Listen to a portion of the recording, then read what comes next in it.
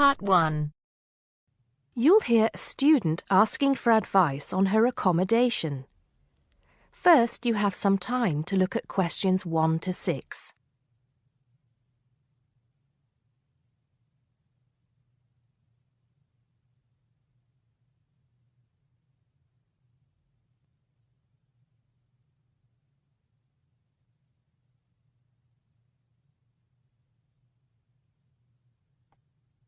Now we shall begin. You should answer the questions as you listen, because you will not hear the recording a second time. Listen carefully and answer questions 1 to 6. Good morning. So, what can I do for you? Well, it's about the accommodation where I'm staying at the moment. First, can you give me your name and address, please? Yes, I'm Maria Dominguez, and the address is 12 Pine Tree Terrace. It's in Westcliff. I'm staying with 2 other students. There's actually 4 of us in the house, us 3 students and the lady who rents the house to us. So, is there a problem? Well, there are a few, actually. You know, I'm a first-year student, and though I lived away from home for a while when I was studying over the summer in Mexico City, I've never lived abroad, and it's a big change for me. The course is tough, but that's not the main difficulty. I'm coping with that up till now, anyway. The accommodation was arranged for you by our office, wasn't it? It's a nice place by the sea. Okay, but it's difficult. There are only a few buses, and it takes about 50 minutes. It's just so far away, and there's no way I can get back if I want to stay on after 7. And also the other thing is, there's nothing to do there. It's basically just a village. All my friends stay on campus. What about the girls you live with? Do you get on with them? Well, when I see them, but one of them is hardly ever there. Mostly she stays in a house with friends. They've got plenty of extra space, you see. The other girl is quiet as a mouse and hardly ever leaves her room. The landlady's friendly enough, though a bit forgetful, and she doesn't keep the place very clean. I don't have any real problem with her as a person, though. I understand it's rather far away, so I suppose you'd like us to find you a place in the halls of residence or closer by in the town. That would be good. You did say in your brochure that most first-year students are offered a place in halls. I think it actually said final-year students have priority there. They need the library facilities more for studying for their finals. Before you hear the rest of the conversation, you have some time to look at questions 7 to 10.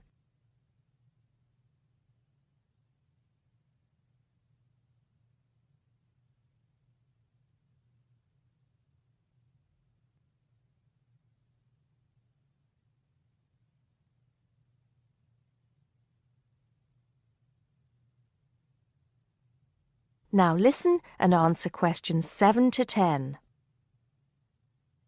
Anyway, let's see what we can do. Just a moment, I'll check what might be free. Sometimes students drop out or move from halls, though we were full at the beginning of term. By the way, have you checked the student notice boards? You know there's one in each of the 4 colleges, don't you? There are often requests for people to share houses, and it can be quite cheap. No, I hadn't thought of that, but it's a bit of a risk living with complete strangers. Now, I see there's a room free in Hillside College. That's the one with the tall tower, right? That's it. It's the smallest college and has a reputation for being quite fun. Oh, but it's a shared room. Would you consider that? That's going to be a problem for studying, isn't it? What if she plays music all the time, and maybe we won't have anything in common? Maria, I see you're studying history. So is this girl, Francesca. She's Italian. Well, at the moment I'm doing the General Humanities course, which includes history, but actually I'm planning to change to literature quite soon. That's not the thing, though. I really want a room on my own. Right. I'm afraid I don't see any other openings. There's nothing showing up on the computer, at least on campus. Well, if I have to stay where I am now, I'm going to find it more and more depressing. Here's one more thing we can try. The university owns several places on the Thanet Road and also by the West train station. Both of these are about a 20-minute walk down the hill. They're not the newest of buildings, but I could check for you. Can you come back tomorrow? Oh, no, that's Saturday. What about Monday? Yes, sure. I'd really appreciate it if you could do something for me. Let's hope so. That is the end of part 1. You now have half a minute to check your answers.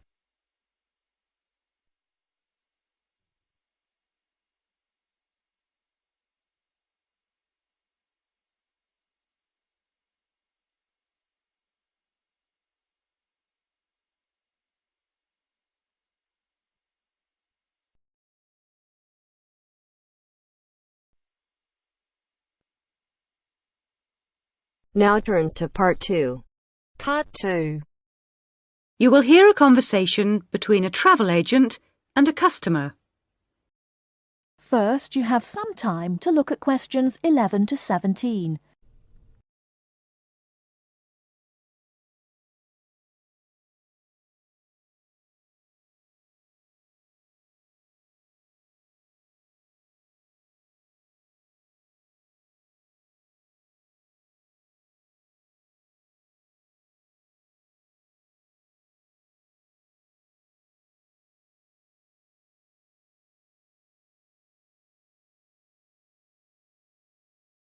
Now, listen carefully and answer questions 11 to 17. Good morning. Can I help you? Yes, I'd like to get some information about trips to New Zealand. Certainly. Take a seat and I'll be right with you. Thanks. Now, where would you like to go in New Zealand? Well, I was hoping to do a bit of travelling around, actually. There are a few things I'd like to see and do before I go back home. Right. One thing I really want to do is go to Christchurch. I have relatives living there that I can stay with, my mother's cousin, and I've heard it's a nice place. Yes, it's a lovely city. And staying with relatives will help with the budget, of course. The budget? It will save you some money. Oh, right. Well, I'm not too worried about that. I've saved quite a bit of money working in Australia. Oh, that's nice. Good for you.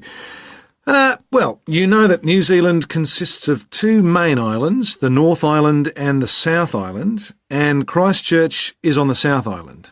Is it? I was never very good at geography at school. Do you have a map I could look at? Sure. Here we are. Right, I see. And, well, then I'd also like to spend some time in Auckland, and maybe I could do an English language course there. Can you organise that sort of thing for me? Oh, certainly. We'd be happy to arrange that. But bear in mind that Auckland is in the North Island. OK.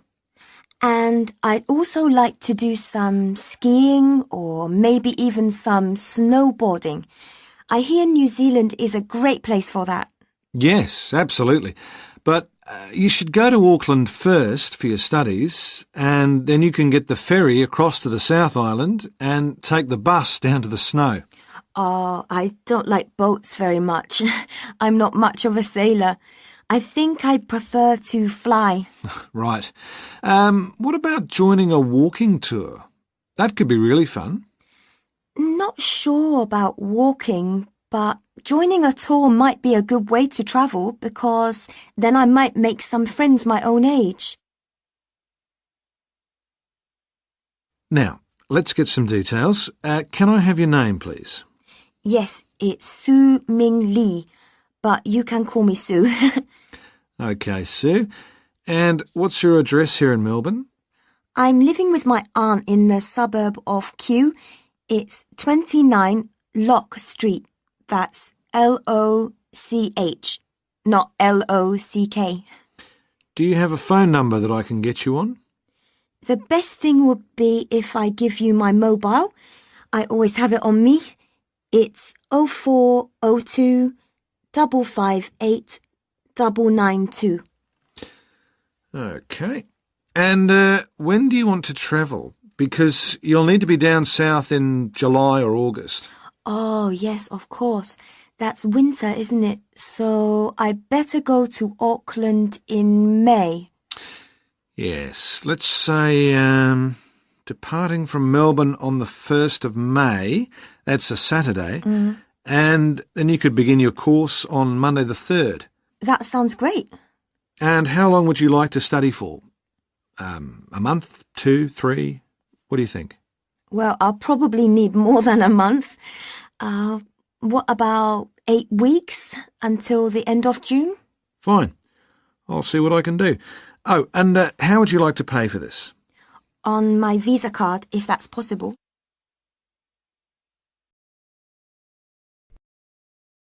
Before you hear the rest of the talk, you have some time to look at questions 18 to 20.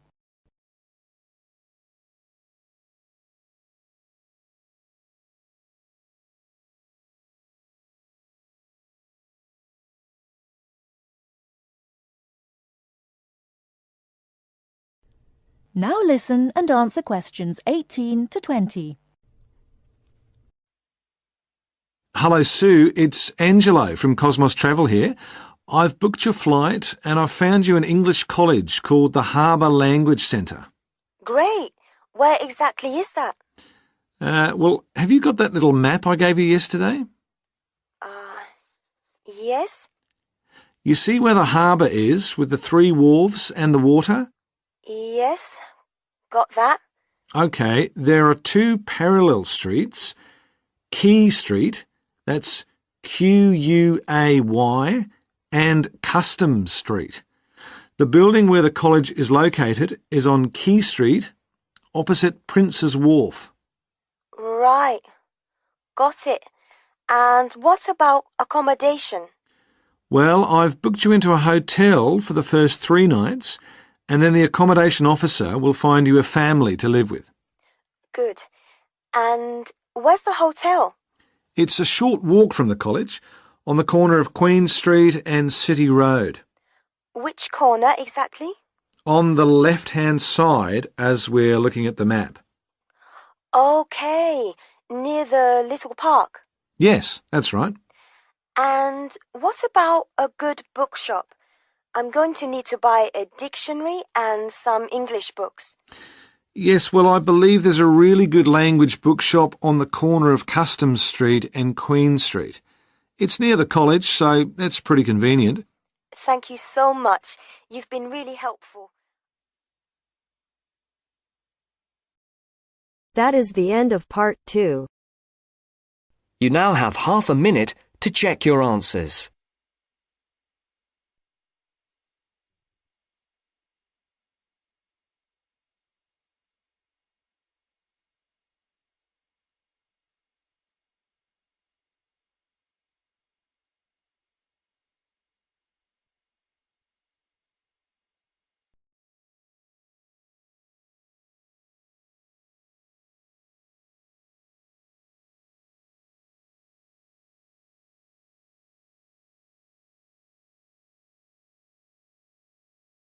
अगर listening के साथ साथ आप speaking की भी practice करना चाहते हैं तो हमारी अपनी एप्लीकेशन है Baby code Isles, please download करो।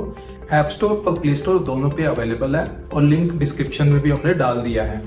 यहाँ पे आप एआई टीचर को जितने चाहें उतनी बार स्पीकिंग टेस्ट दे सकते हो, जब चाहें तब, कोई रिस्ट्रिक्शन नहीं है।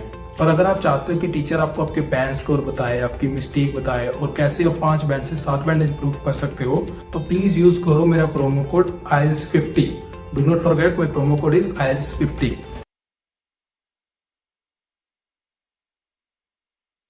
Now turns to part 3. Part 3. You will hear two undergraduates doing a research methods course. A girl called Leela and a boy called Jake having a seminar with their tutor. Now you have some time to look at questions 21 to 24.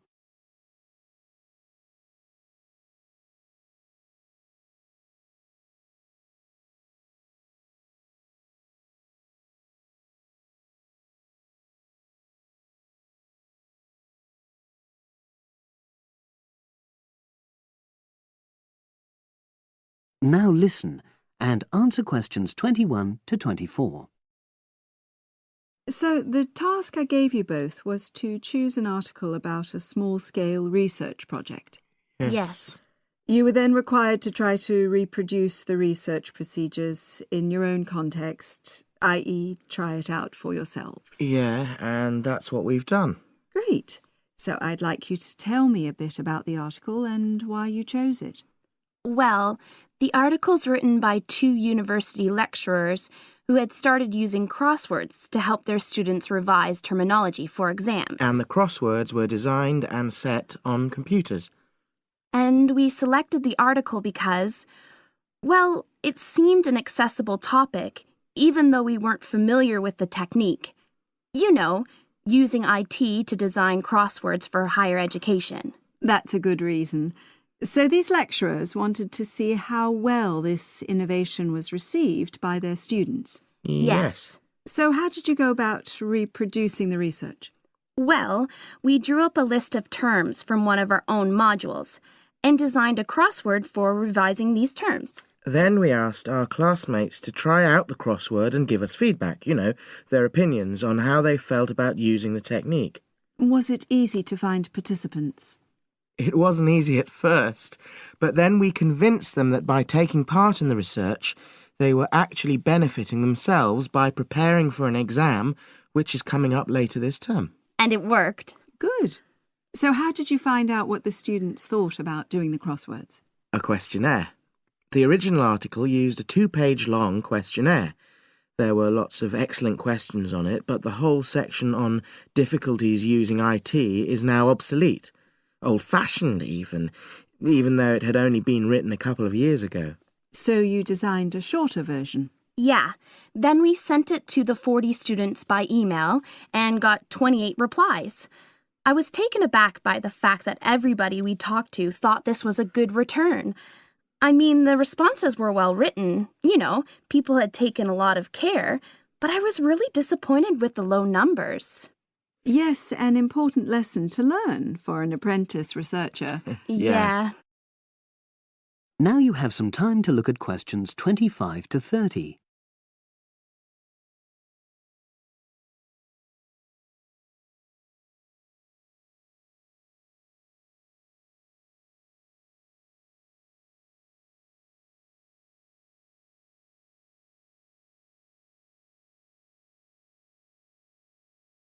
Now listen and answer questions 25 to 30. So what results did you get? Well, basically, the responses were extremely positive. The students said that doing the crossword on a computer helped them really focus on the work in hand and not be distracted, which is something that commonly happens with other ways of doing revision. Yeah, that was really clear. But something that struck me was that having fun hardly featured in their responses, nor did anything to do with spelling of hard words, which I thought would be an obvious benefit. No? Okay. Respondents also said that doing the crossword hadn't really increased their general motivation to study, but that it had highlighted the gaps in their memory so they knew what further work was necessary. Right. So how did your findings tally with those of the original researchers? There were lots of similarities, but... There were probably 2 main differences. We found that more males than females liked the technique, whereas the original study found the reverse. Also, our respondents said they wouldn't mind doing a crossword as a final official exam, whereas in the original study, students said they would hate doing it even if it meant having a shorter test. But of course, both sets of respondents said they'd be interested in doing more crosswords for informal purposes, revision, and so forth. Right. So let's have a think about the whole project and what you've learned from doing it. Well, it was very time-consuming. Yeah, and I don't think we managed that aspect very well. It could have been worse. I mean, we didn't have a lot of data, so we didn't have to spend ages processing it. And of course, we'd already done a course on numerical data processing, so there wasn't much new there. Yeah, that's true. Anyway, I think we designed our questions well so that they gave us manageable data. Yeah, it really helped having the original study to guide us, as it were. And that helped us to see what a good research instrument is. What a good questionnaire should be like. Absolutely. We got a lot from that. But when we were writing up the project, I'm not sure whether we'll know how to acknowledge the work of the original study. You know, our referencing. No, that's something we'll both have to work on in the future. Actually, that part's been great. Finding ways to share and support another person. That's the real plus from the project, learning ways to do that. Well, it's obviously been very successful. That is the end of part 3. You now have half a minute to check your answers.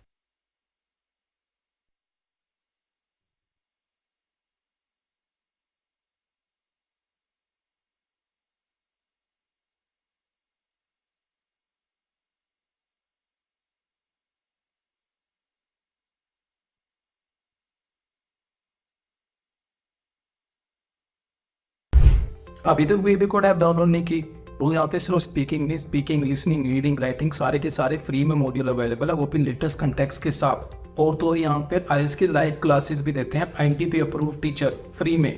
तो please download करो, try करो और अपने दोस्तों के साथ share करो ताकि ज्यादा से ज्यादा बच्चों तक ये बात पहुंच सके।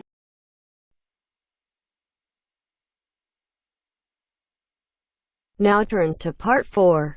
Part 4. Listen to the continuation of the lecture about the human brain.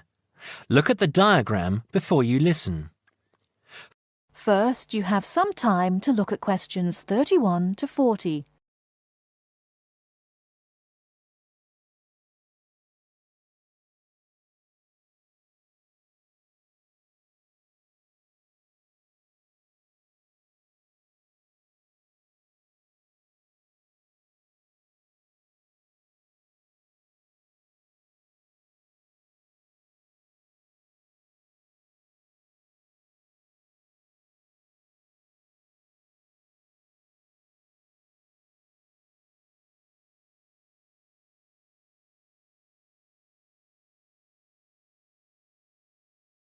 Now listen carefully and answer questions 31 to 40. OK, we have looked at the top view of the brain and seen how it is divided into lobes. Now we are going to look at a more complex diagram of the centre of the brain. I will briefly go through some of the important parts that make up the brain and then talk more about what each does. First of all, you can see that by far the largest part of the brain is the cerebrum, and it is made up of the 3 lobes we have already talked about. The lobe below, coloured yellow on the diagram here, is the cerebellum. Right in the centre of the brain here is the thalamus. The hypothalamus is part of it, but it has a slightly different function. Now here, running down from the centre of the brain, is the brain stem. It is made up of the midbrain, the pons, and the medulla oblongata, and is connected to the spinal cord, which you can see here at the bottom of the diagram. Now, finally, this little gland just to the left of the midbrain, it looks like a little tail, is the pituitary gland. OK, let's go back and say something about the function of the various parts of the brain. The cerebrum, the largest part, as we have said, has 2 halves or hemispheres. I will talk more about the difference between the 2 hemispheres later. The cerebrum is the part of the brain that is really our intelligence. It controls voluntary movement, that is, movement that we are in control of, speaking, for example. But it is also responsible for our emotional thinking and memory. The cerebellum is responsible for fine movement and coordination.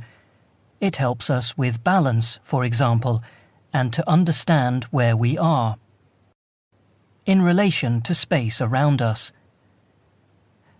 The thalamus, here in the center, processes what we feel with our body, touch and temperature, for example, and controls how we react to those senses. The hypothalamus has a similar function, but regulates bodily needs, such as hunger and thirst, and tells us when we need sleep. Now, at the top of the brain stem is the midbrain. This is a sort of switchboard, a very complex switchboard. It sends messages which help the brain communicate with other parts of the nervous system. The pons in the middle of the brain stem here sends messages from the cerebrum to the cerebellum and spinal cord. The medulla oblongata is here just above the spinal cord.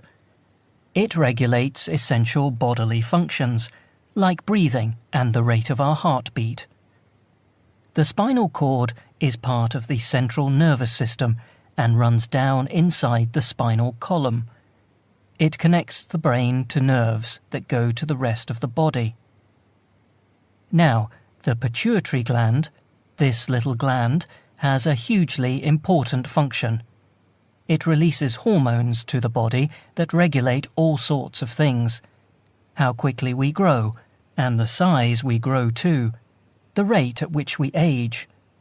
It also regulates whether we have a slow or fast metabolism and how we relate to stress. Now I am going to show you a model of the human brain, and I want you to identify... That is the end of part 4. You now have half a minute to check your answers.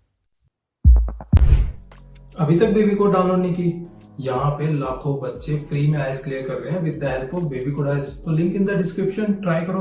Do not forget my promo code IELTS50. Okay.